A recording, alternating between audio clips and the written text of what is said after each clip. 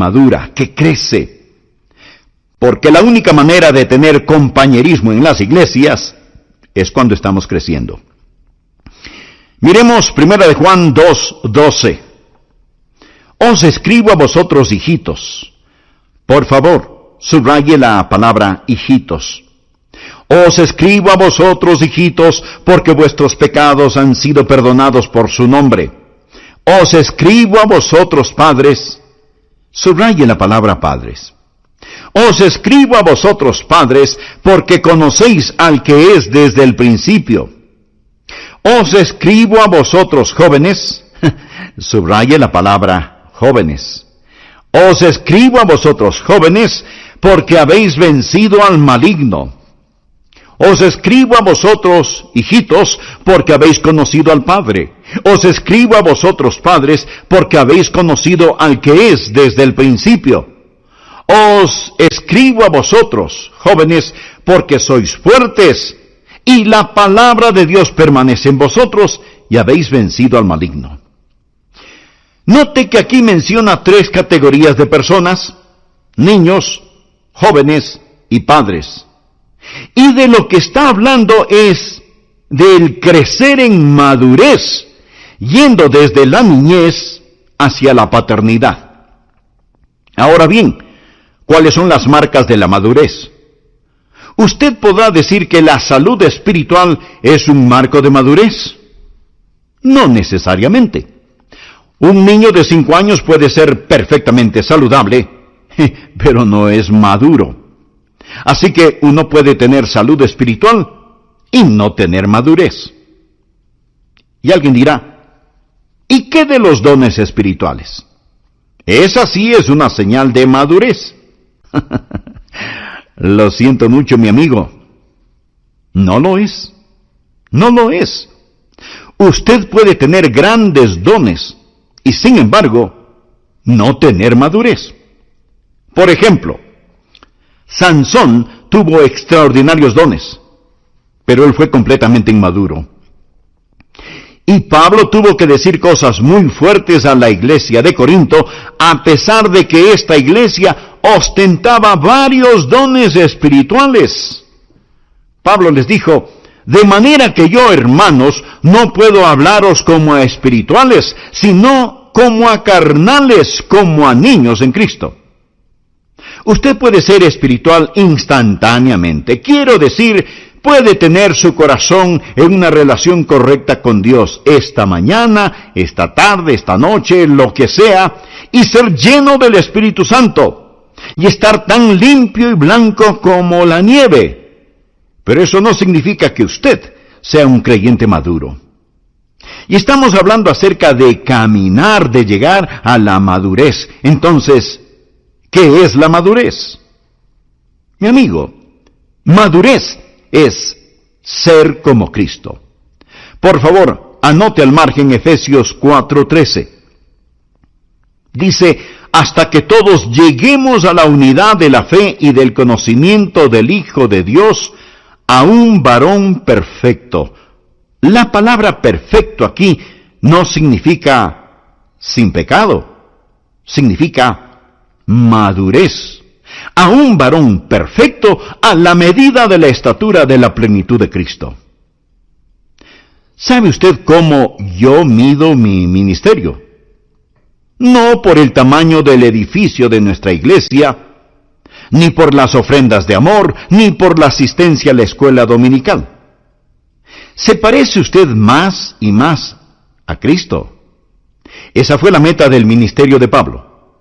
Anote el siguiente versículo, Colosenses 1:28. Pablo dice, a quien anunciamos, esto es, a Jesús, a quien anunciamos amonestando a todo hombre y enseñando a todo hombre en toda sabiduría, a fin de presentar perfecto en Cristo Jesús a todo hombre. Otra vez la palabra perfecto significa maduro. La madurez es un proceso de toda la vida.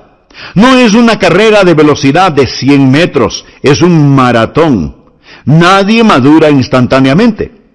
Si usted quiere hacer crecer una calabaza, lo puede hacer en 40 días. Si quiere hacer crecer un roble, lo puede hacer en 40 años. Usted puede ser espiritual instantáneamente, tener muchas habilidades, gozar de buena salud y hasta ser lleno del Espíritu Santo, pero eso no significa que es maduro. Así que deseo enseñarle cómo alcanzar la madurez desde la niñez a la juventud y a la edad adulta. Primero, el apóstol habla del nivel de la niñez. Leamos en 1 de Juan 2:12. Os escribo a vosotros, hijitos. Oh, las emocionantes maravillas de la niñez. Es extraordinario. Los pequeños bebés son hermosos.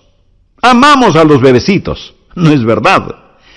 Creo que una de las cosas por las cuales nuestra iglesia Bellevue es conocida es porque amamos a los niños. Ellos son maravillosos. Los goces, las emociones, la excitación que hay cuando Dios trae un bebé a un hogar. Pero permítame decirle algo. He estado haciendo una pequeña encuesta acerca de niños pequeños. De paso, debo decirles que tengo la alegría de ser abuelo.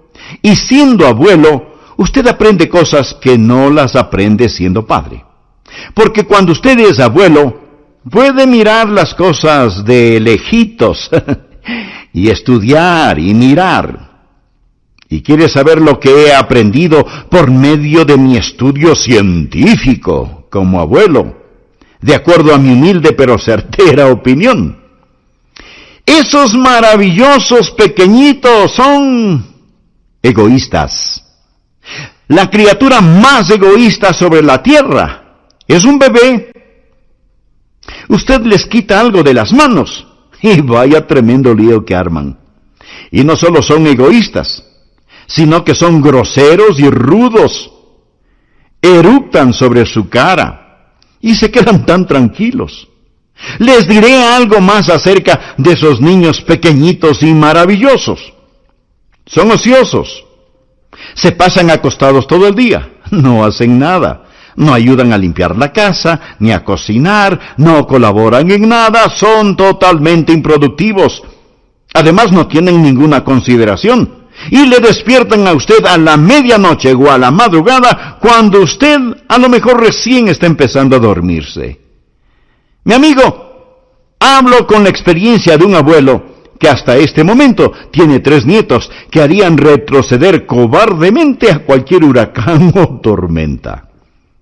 Y cuando usted se encuentra con pequeñitos así, seguramente que no quiere tener uno, ¿verdad? ¿Ha escuchado alguna vez la frase, si así es un creyente, yo no quiero ser como él o como ella? Es que seguramente están mirando a un creyente bebecito. Y debo decir gracias a Dios por los creyentes bebecitos, pero tienen que crecer una vez que han sido salvados. No importa a qué edad biológica usted fue salvo. Entonces fue un bebé en Cristo. Y Juan escribe a algunos de ellos y les llama hijitos. Así que cuando nos encontramos con un bebé en Cristo, no podemos decir, si eso es lo que significa ser creyente, yo no quiero serlo. No. Debemos reconocer que hay bebecitos en Cristo y que ellos tienen que crecer. Solía pensar que una gran iglesia sería aquella en donde todos sus miembros fueran creyentes maduros. Pero esa no es una gran iglesia. Más bien, esa es una iglesia que está fracasando. Eso sería como decir que un hogar es muy bueno porque solo tiene personas adultas y no hay niños ni nietos. Ese no es un buen hogar. Gracias a Dios por la leche derramada, por los pañales sucios, por el alimento infantil en el piso. Gracias a Dios por los creyentes bebecitos, ya que necesitamos hacerles sentir como en casa, necesitamos amarlos. Y en un sentido, nuestra iglesia debe ser como una sala de maternidad. El problema consiste en que muchos se quedan demasiado tiempo en ella. Supóngase que vayamos a una de las salas cunas construidas solo para bebecitos. Y nos encontramos con un hombre de 40 años que está en una mecedora infantil chupándose el dedo pulgar y le preguntamos, ¿qué hace él allí? Y él nos contesta, hace 40 años solían dejarme aquí y me gustó tanto que decidí quedarme aquí por el resto de mi vida. Amigo, eso es lo que yo llamo desarrollo detenido. Y eso sucede a veces físicamente.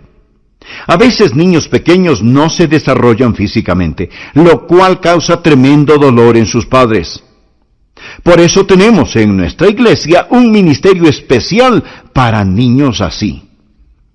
Y damos gracias a Dios por este ministerio.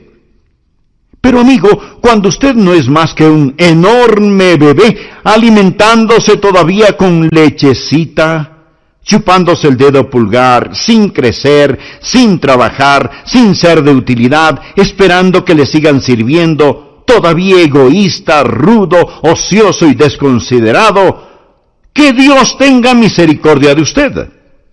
Recuerde, usted debe crecer. Hay una niñez legítima, pero no es legítimo pretender seguir siendo siempre un niño. Pablo les dice a los creyentes en Corinto que a ellos no les falta ningún don, pero que no les puede hablar como a seres espirituales, sino carnales, como a bebés en Cristo, porque ellos estaban utilizando los dones espirituales como juguetes, no como herramientas. Ellos no habían entendido lo que significa el ser espiritual en el Señor Jesucristo. Así que lo primero que deseo que usted vea es la excitante maravilla de la niñez. ¿Qué es lo principal acerca de un nuevo creyente? Leamos nuevamente 1 de Juan 2:12. Os escribo a vosotros, hijitos, porque vuestros pecados os han sido perdonados por su nombre. Amigo, eso es la bendición de ser salvo. Gracias a Dios, mis pecados son perdonados. Estoy en camino hacia el cielo. Haberse salvado y que sus pecados son perdonados, amigo, eso es algo maravilloso. El primer nivel entonces es la excitante maravilla de la niñez.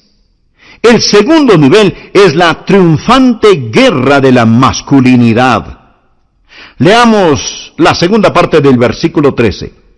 Os escribo a vosotros jóvenes porque habéis vencido al maligno. Y la última parte del versículo 14 dice, os he escrito a vosotros jóvenes porque sois fuertes, y la palabra de Dios permanece en vosotros. Ya no más botellitas de leche, sino fuertes batallas.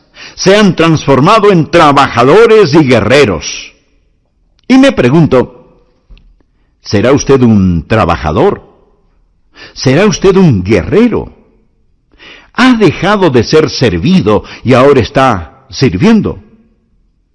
¿Cuántos de quienes me escuchan todavía exigen ser servidos? Usted no hace nada que sea de bendición para otros. Y hasta a lo mejor piensa que le hace a Dios un gran favor llamándose creyente. Vaya, tremenda necedad. ¿De qué sirve que usted haya sido salvado si no es un trabajador, si no es un guerrero, si no está en el campo de batalla? Y solo se contenta con decir, gloria a Dios que me ha salvado, aleluya, mis pecados han sido perdonados. Y allí se detiene, de allí no pasa. Cuando usted en realidad desea crecer, avanza hacia el siguiente nivel, en donde Juan dice que la palabra de Dios les ha hecho fuertes y han vencido al maligno. Algunos seguramente dirán, pastor, yo no le tengo miedo al diablo. Mi amigo, esa ni siquiera es la pregunta. La verdadera pregunta es, ¿tiene el diablo miedo de usted? Y quiero decir, ¿es usted un verdadero peligro para el reino de Satanás? ¿Ha vencido usted al maligno? La Biblia dice, resistid al diablo, y huirá de vosotros. ¿Sabe usted lo que el diablo quiere? Le voy a decir lo que el diablo quiere. Él desea que los campeones mundiales de fútbol se enfrenten con los niñitos de un jardín de infantes. Eso es lo que él desea. Y mi amigo, en una iglesia promedio, eso es lo que sucede. Él decide la jugada, y quienes van a enfrentar a los campeones mundiales son bebecitos, pequeños, débiles, que no saben absolutamente nada del juego. Y Satanás está en su día porque está peleando contra un ejército de niños, de bebecitos. Los jóvenes son fuertes. Ellos han vencido al maligno. ¿Se levanta usted victorioso o se queda como víctima? ¿Es usted el conquistador o el conquistado? ¿Permanece la palabra de Dios en usted? ¿Puede honestamente, literalmente decir que es un conquistador? Si no, usted no es más que un pequeño bebé. Bienvenido a la guardería. Pero déjeme decirle que su desarrollo detenido es una vergüenza para Dios. Ahora veamos el tercer nivel, la probada sabiduría de la paternidad, porque hacia allá es a donde Dios quiere conducirnos. Regresemos nuevamente a los versículos 13 y 14. Os escribo a vosotros, padres, porque conocéis al que es desde el principio. La idea de un padre es la de una persona que ha llegado a una sabia madurez. Él conoce, él comprende. Él se mueve más allá del construir y el batallar. Él tiene esta sabiduría, esta semejanza de Dios. La ha caminado con Dios por tanto tiempo que en su vida comienza a manifestar ese parecerse a Dios. Nos referimos a Dios como un Padre, nuestro Padre. Y aquí no se habla de edad cronológica ni de género. Esto sirve como ilustración, porque si usted es una mujer, esto se aplica a usted también. Si usted es una persona joven, se aplica a usted también. Usted puede ser un padre espiritual a pesar de su juventud. Aquí estamos hablando de madurez espiritual. No sólo de la excitante maravilla de la niñez, la triunfante guerra de la masculinidad, sino también de la probada sabiduría de la paternidad. Un padre es un hombre que tiene hijos, que se ha reproducido. ¿Tiene usted hijos espirituales? Pablo se refería a Timoteo como su hijo en la fe, y a la iglesia de Corinto le dijo que él era su padre espiritual. Verá, en lo físico, yo soy un padre, por lo cual le agradezco a Dios. Pero también le agradezco el privilegio que me ha dado de ser padre espiritual. ¿Sabía usted que tengo hijos, nietos y hasta bisnietos espirituales? Personas que hemos ganado para Jesús y ellas han ganado a otras personas para Jesús y éstas han ganado a otras personas para Jesús y así sucesivamente. ¿Va a llegar usted al cielo con las manos vacías? ¿Estarán sus hijos espirituales allí cuando usted se acerque al trono y se postre a los pies de Jesús?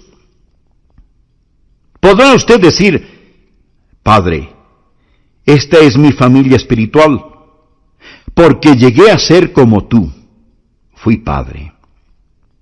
Verá, un padre es conocido por su sabiduría, por su capacidad de dar. ¿Sabe que uno de los grandes gozos de mi vida a estas alturas de mi existencia es el dar a mis nietos y bisnietos? Esa es una de las grandes alegrías de mi vida. Y cuando usted llega a ser un padre en el Señor, usted solo de la excitante maravilla de la niñez, la triunfante guerra de la masculinidad, sino también de la probada sabiduría de la paternidad. Un padre es un hombre que tiene hijos, que se ha reproducido. Pablo se refería a Timoteo como su hijo en la fe. Y a la iglesia de Corinto le dijo que él era su padre espiritual. Verá, en lo físico, yo soy un padre, por lo cual le agradezco a Dios. Pero también le agradezco el privilegio que me ha dado de ser padre espiritual. ¿Sabía usted que tengo hijos, nietos y hasta bisnietos espirituales?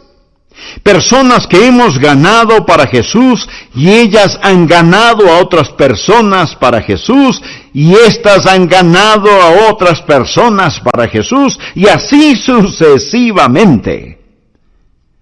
¿Va a llegar usted al cielo con las manos vacías?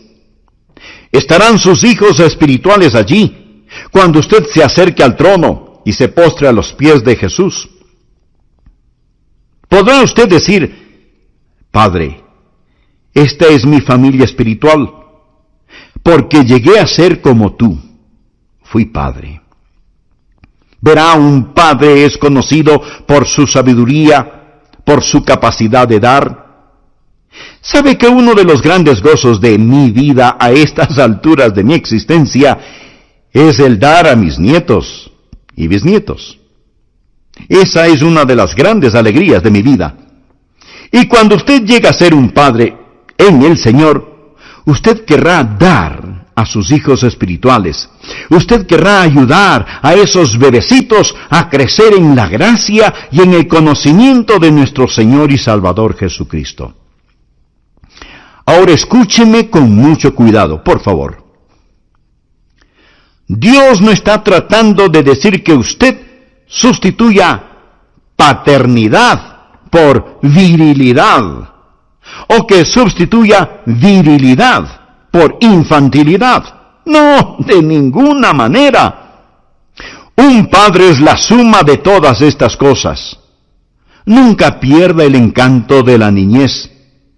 Y aunque la Biblia nos dice que debemos dejar de lado las cosas infantiles, también nos dice que debemos ser como niños. Un niño tiene ese encanto, esa dulzura, que deben permanecer en nosotros. Recuerde cuando sus pecados le fueron perdonados. Nunca lo olvide, nunca lo olvide. Os escribo a vosotros, hijitos, porque vuestros pecados os han sido perdonados. Os escribo a vosotros, jóvenes, porque sois fuertes, y la palabra de Dios permanece en vosotros, y habéis vencido al maligno. Cuando usted llega a ser padre, usted no cesa en la batalla, no se sale de la línea de combate, ni pierde el sentido del maravillarse. Solo va añadiendo todas estas cosas hasta que se vuelve un hombre totalmente desarrollado, y esa es la razón por qué una persona es realmente madura en el Señor. ¿Sabía usted que los pequeñitos gozan mucho con esta clase de personas? ¿Sabía que debería haber un niñito en cada hombre adulto? Una pequeña niña en cada mujer adulta para amar, reír, jugar y disfrutar de buenos y saludables momentos materiales y espirituales. Debe haber un sentido de virilidad para permanecer en la batalla. La palabra de Dios debe morar en usted.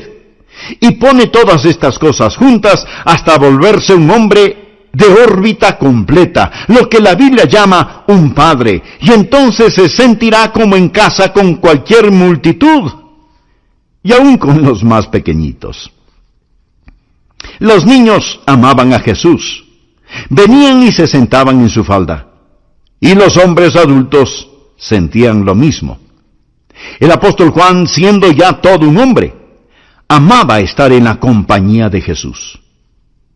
Estamos hablando de crecer en la gracia y en el conocimiento de Cristo. Ahora permítame hacer una pregunta obvia. ¿Quién escribió esta?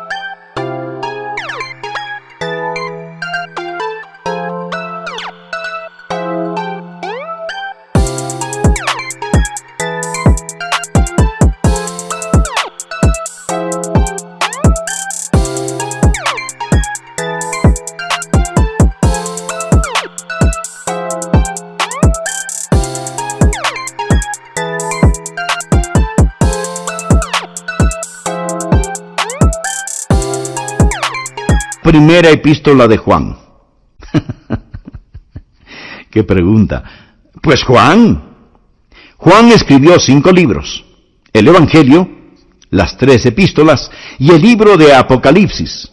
Juan, el discípulo amado, el que escribió acerca del amor y que debemos amarnos los unos a los otros. Pero ¿qué más sabe usted acerca de Juan? Pues le diré que si usted hubiera estado con Juan cuando él era un jovencito, usted no hubiera querido estar alrededor de Juan. Déjeme decirle cómo era Juan. ¿Sabe cuál era el apodo o sobrenombre de Juan? Hijo del trueno. ¿Sabe cuál era su disposición natural? Egoísta. Santiago y Juan vinieron a Jesús y le dijeron: concédenos en tu gloria, nos sentemos el uno a tu derecha y el otro a tu izquierda. Eso es lo que pidieron. Cuando estaban cruzando por la región de Samaria y los samaritanos no los recibieron, ¿sabe lo que Juan dijo? Señor, si quieres podemos hacer que caiga fuego del cielo sobre este lugar. En otras palabras, Juan estaba pidiendo permiso para borrar de la faz de la tierra a esos estúpidos samaritanos. Y Jesús tuvo que reprenderle, diciéndole que no sabía qué espíritu le estaba guiando. Así que no crea que Juan era Mr. Maravilla cuando Jesús lo tomó a su cargo. Pero Juan creció en la gracia y en el conocimiento de nuestro Señor y Salvador Jesucristo. Más tarde lo vemos, y es llamado el apóstol amado. Luego él fue a Samaria y dirigió un avivamiento allí, pero no con fuego consumidor, sino con el fuego del Espíritu Santo. Juan era el que trataba de ser primero, pero ahora es el que nos enseña que nos amemos los unos a los otros.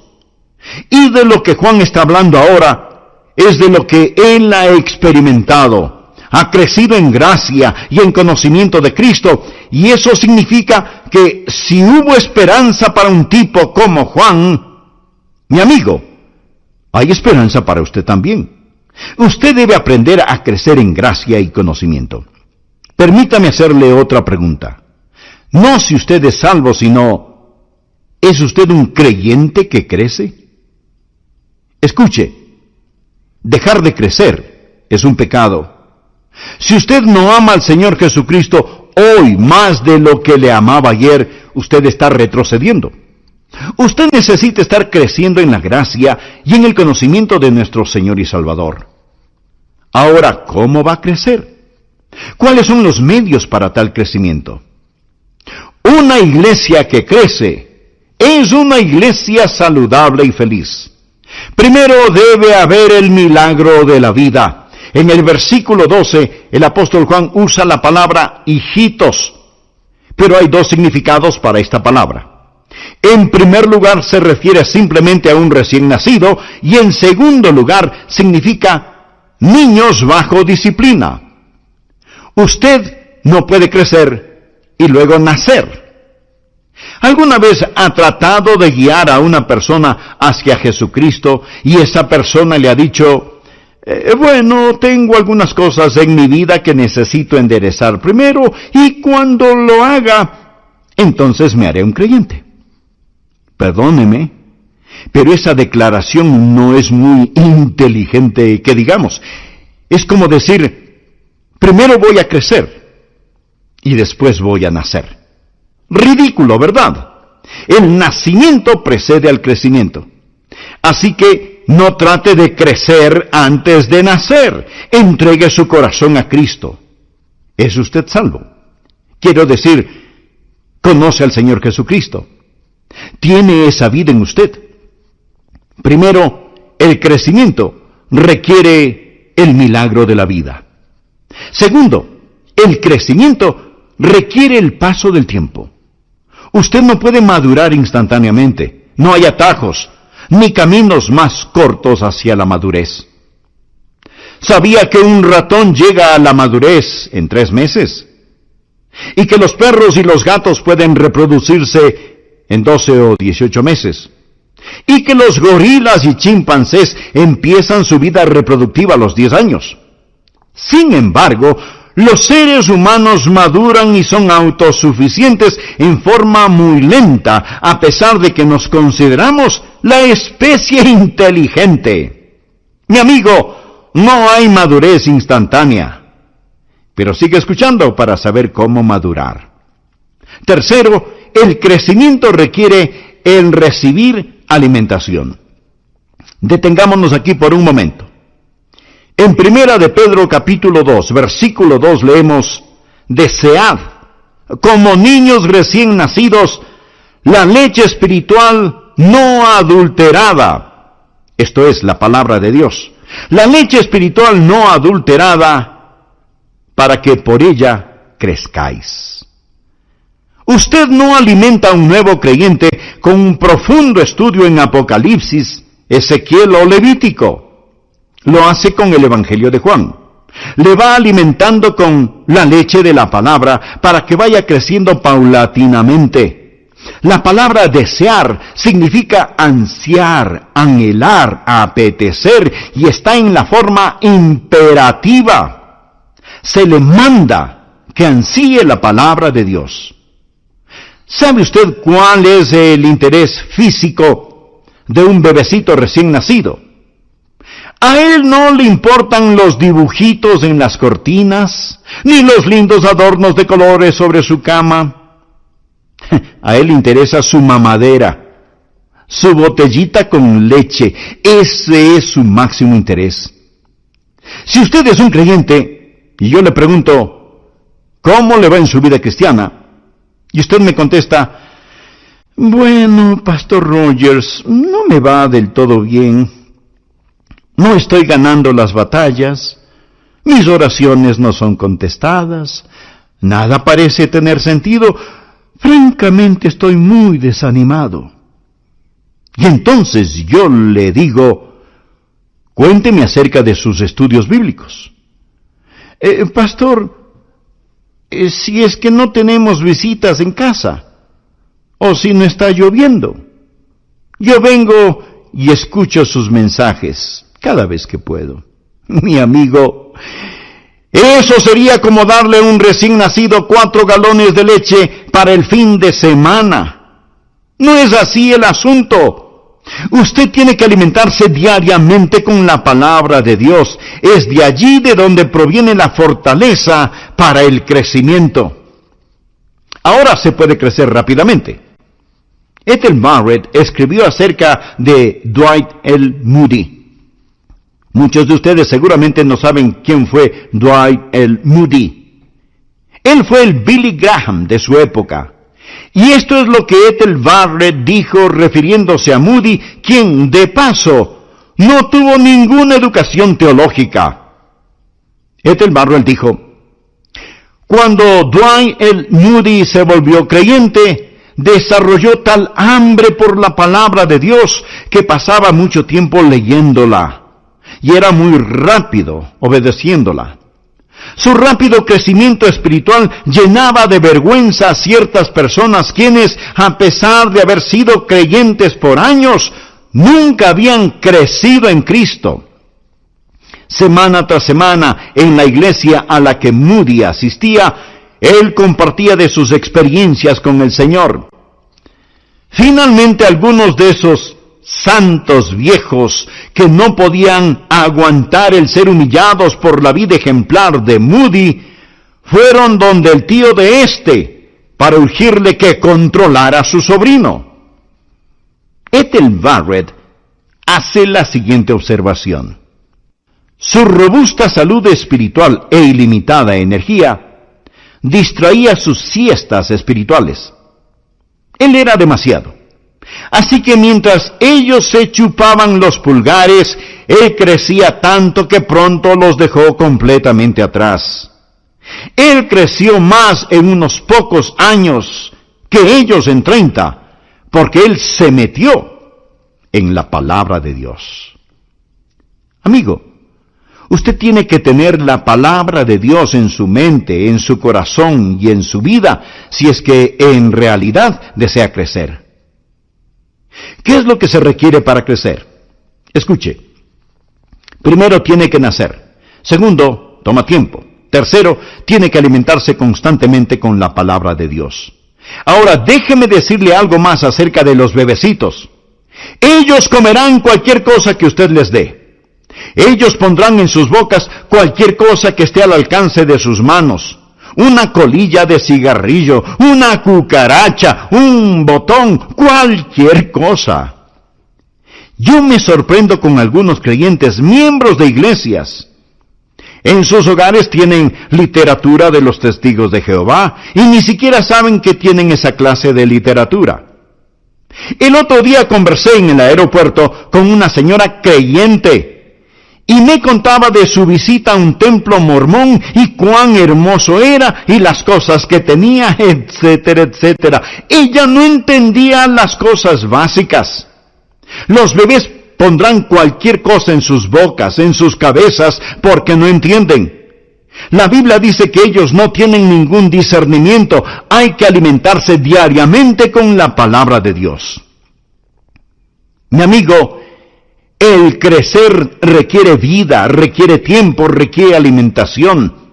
Demanda disciplina y ejercicio el desarrollarse y no ser un creyente flojo.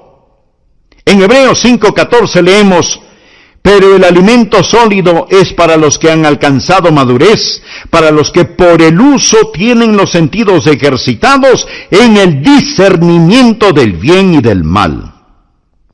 La palabra ejercitados en el original es la palabra para ejercicio o gimnasio. ¿Sabe por qué hay tantos creyentes flojos?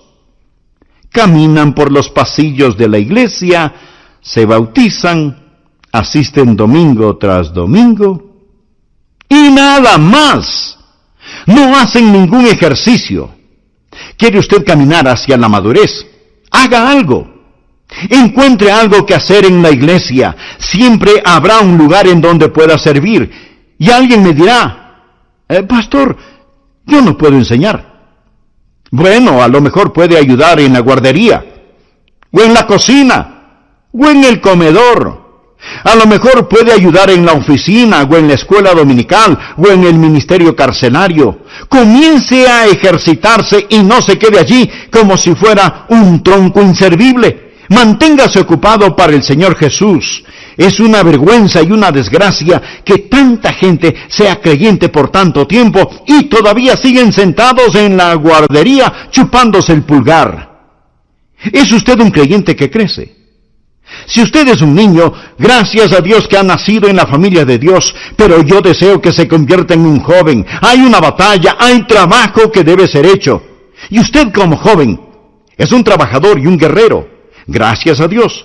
Pero yo deseo que usted se convierta en un padre espiritual. Yo deseo que usted les recuerde a otros de Dios. Deseo que usted sea una persona que da, que sea una persona que se reproduzca, que sea una persona que tiene el conocimiento de Dios y que cuando alguien tiene un problema pueda venir donde usted y que usted pase tanto tiempo en la presencia de Dios que usted empiece a actuar y a parecerse al Señor Jesús.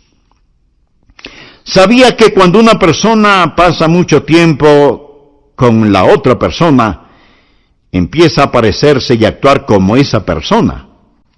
Frente a esta realidad, mi esposa sí que está preocupada.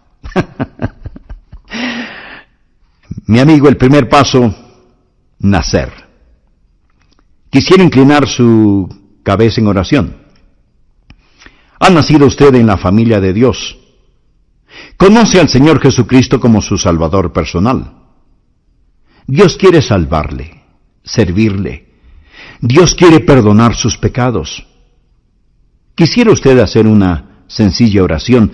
Repita conmigo: Dios, gracias por amarme tanto.